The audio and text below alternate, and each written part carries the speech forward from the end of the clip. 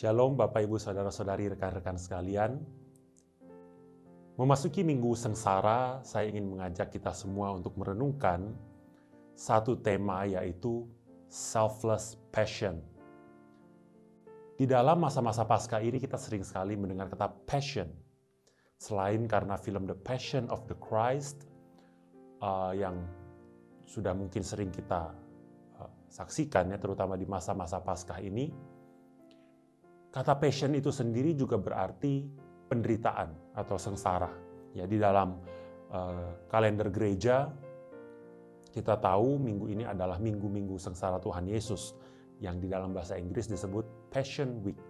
Sehingga kata passion sering sekali kita dengar, dan saya ingin mengangkat kata passion ini di dalam seminggu ke depan untuk kita renungkan bersama. Passion memiliki dua arti. Yang pertama adalah penderitaan atau sengsara. Yang kedua adalah satu hasrat, satu gairah. Makanya tidak jarang kita mendengar orang bertanya, passion kamu apa? Maksudnya adalah apa yang senang kamu kerjakan, apa hal yang menggairahkan kamu di dalam kehidupan ini.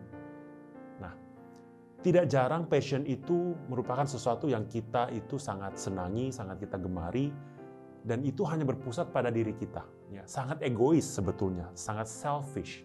Karena passion adalah apa yang membuat saya bergairah, apa yang menguntungkan untuk saya, apa yang membuat saya senang. Sehingga pusatnya adalah saya, dan saya. Maka di dalam Passion Week ini, di dalam Minggu Sengsara Tuhan Yesus, saya ingin mengajak kita merenungkan tema selfless passion, yaitu kita mencoba menemukan satu gairah kehidupan yang tidak hanya berpusat pada diri kita, tapi berpusat pada kerajaan Allah. Pada hari ini, pada hari Minggu Palma, Palm Sunday, saya ingin mengajak kita merenungkan mengenai selfless passion, being sensible. Being sensible berarti menjadi bijaksana, menjadi terbuka pikirannya untuk mengambil keputusan yang paling bijak, yang paling baik. Tentu untuk melakukan hal ini kita harus bisa melihat dari berbagai sudut pandang. Kadang-kadang sebagai manusia, tentu kita memiliki keterbatasan, sehingga kita hanya melihat hal-hal yang kita ingin lihat saja. Hal ini sangat jelas di dalam Lukas 19, ayat 28 sampai 44. Lukas 19, ayat 28 sampai 44. Ini adalah peristiwa Tuhan Yesus dieluk-elukan di Yerusalem.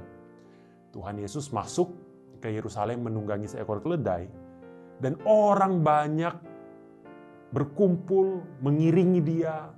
Bahkan mereka berseru, "Diberkatilah dia yang datang sebagai raja dalam nama Tuhan," sebagai raja. Damai sejahtera di sorga dan kemuliaan di tempat yang maha tinggi. Orang-orang sangat antusias, sangat bersukacita, sangat bersemangat melihat Tuhan Yesus datang di atas seekor keledai. Mereka melihat satu pemandangan yang tidak pernah mereka lihat sebelumnya, yaitu seorang raja memasuki Yerusalem. Sejak dibuang ke Babel, bangsa Israel tidak punya raja. Mereka adalah bangsa yang terjajah, bangsa yang tertindas, bangsa yang diperintah oleh orang lain. Pemerintahannya adalah pemerintahan penjajah. Sekarang mereka melihat raja yang datang. Lalu apa salahnya? Bukankah benar Tuhan Yesus itu raja? Benar, Tuhan Yesus memang raja. Namun kalau kita lihat di ayat 42 sampai 44, dikatakan seperti demikian. Katanya, kata Tuhan Yesus, "Wahai betapa baiknya jika pada hari ini juga engkau mengerti apa yang perlu untuk damai sejahteramu. Tetapi sekarang hal itu tersembunyi bagi matamu. Sebab akan datang harinya bahwa musuhmu akan mengelilingi engkau dengan kubu, lalu mengepung engkau dan menghimpit engkau dari segala jurusan.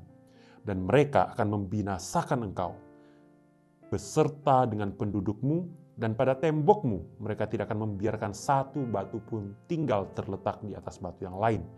Karena engkau tidak mengetahui saat bila mana Allah datang melawat engkau." Sangat menarik dikatakan, hal itu tersembunyi bagi matamu. Mereka hanya melihat apa yang ingin mereka lihat. Mereka adalah bangsa terjajah yang menantikan pembebasan. Maka ketika Tuhan Yesus datang di atas ekor keledai, mereka menghamparkan pakaiannya di jalan. Kita bisa lihat ini di pasal 19 ayat 36. Ya, masih dalam perikop yang sama di ayat 36. Sementara Yesus mengendarai keledai itu, mereka menghamparkan pakaiannya di jalan. Apa maksudnya? Mengapa mereka harus menghamparkan pakaian di jalan? Kalau kita lihat di 2 Raja-Raja 9 ayat 13, kita bisa melihat peristiwa serupa. Dicatat, segeralah mereka masing-masing mengambil pakaiannya dan membentangkannya di hadapan kakinya begitu saja di atas tangga. Kemudian mereka meniup sangkakala serta berseru, Yehu Raja. Membentangkan pakaian di hadapan seseorang itu menandakan submission. Menandakan penundukan diri sebab kita berhadapan dengan orang yang lebih tinggi dari kita. Dalam hal ini, Raja. Mereka menganggap Tuhan Yesus Raja, dan itu benar, Tuhan Yesus datang sebagai Raja. Di dalam Yehezkiel dicatat, lihatlah Rajamu datang di atas keledai, dia lemah lembut. Dan Tuhan Yesus menggenapi nubuatan itu. Tetapi menariknya Tuhan Yesus justru berkata sesuatu yang tidak pernah dibayangkan sebelumnya. Apa itu? Kehancuran total Yerusalem. Di luar kita bisa melihat orang-orang begitu riuh, begitu gembira, begitu antusias. Di dalam hati Tuhan Yesus sama sekali tidak menikmati itu. Tuhan Yesus justru membicarakan kehancuran total Yerusalem.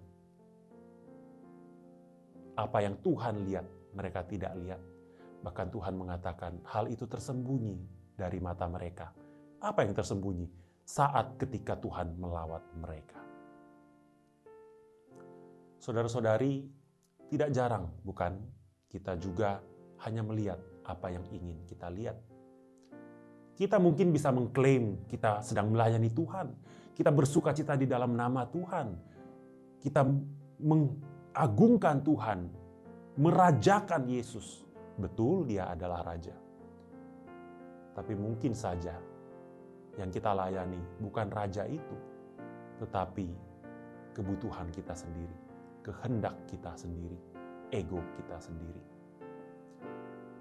Di saat kita hanya bisa melihat keinginan kita, ego kita, tentu kita tidak akan bisa melihat apa yang Tuhan ingin kita lihat. Namun, kita tidak perlu khawatir. Meskipun kita ini adalah manusia yang terbatas, yang kadangkala gagal melihat apa yang Tuhan ingin kita lihat, Tuhan tidak pernah berhenti menyatakan kehendaknya kepada kita. Di dalam kitab Wahyu dikatakan dia terus mengetok pintu kita. Namun, apakah kita cukup peka untuk mendengar dia mengetok pintu? Ataukah kita sibuk, kita mengisi hidup kita dengan kebisingan yang begitu rupa sampai kita tidak bisa mendengar Tuhan mengetok di muka pintu. Saudara-saudari, di Minggu Palma ini, mari kita kembali merenungkan apa arti mengikut Tuhan. Apa arti kita memiliki satu passion yang tidak egois, passion yang tidak hanya melihat kebutuhan kita, passion yang tidak hanya berpusat pada diri dan ego kita, tapi passion yang mau melihat apa yang Tuhan mau lihat. Passion mengikut Tuhan tanpa embel-embel. Apakah saya akan dipuaskan? Apakah saya akan mendapat yang saya mau? Mari kita menjadi sensible dengan merendahkan diri kita, dengan berdoa dan berpuasa. Di masa Prapaskah ini, kita sering melihat di gereja ada warna ungu, bukan? Warna ungu di dalam warna liturgi melambangkan perendahan diri. Sadar akan dosa kita. Di masa Prapaskah sebulan terakhir ini, mungkin kita sudah berdoa dan berpuasa. Tapi apakah kita melakukan itu hanya sebagai bagian dari program gereja, bagian dari ritual supaya kita dilihat orang? Atau kita mau sungguh-sungguh merendahkan diri, merendahkan hati, mencari kehendak Tuhan? Mari kita imbangi doa puasa ini dengan pembacaan Alkitab. Kita mencari kehendak Tuhan melalui firman-Nya. Kita berdoa, Kita akui di hadapan Tuhan bahwa kita manusia yang lemah dan kita sering kali gagal untuk melihat apa yang Allah ingin kita lihat. Semoga perenungan hari ini boleh memberkati saudara-saudari sekalian. Mari kita berdoa. Bapa, kami bersyukur untuk firman-Mu, untuk perenungan ini. Engkau boleh menyapa kami, boleh menegur kami, boleh membukakan mata kami. Bahwa kami adalah manusia yang lemah, manusia yang sempit, manusia yang hanya melihat apa yang kami lihat. Keterbatasan kami membuat kami tidak bisa melihat apa yang Tuhan mau lihat. Seringkali kami gagal menemukan kehendak Tuhan. Kami hanya mencari keinginan diri kami sendiri. Kami mungkin terlihat sibuk, terlihat datang ke gereja, mengagung-agungkan nama Tuhan. Namun sesungguhnya kami hanya melihat apa yang kami ingin lihat. Ampuni kami, tolong kami, supaya kami boleh mengerti apa yang Engkau mau kerjakan dalam hidup setiap kami. Ini doa kami demi Kristus Yesus Tuhan kami berdoa. Amin. Tuhan memberkati kita semua.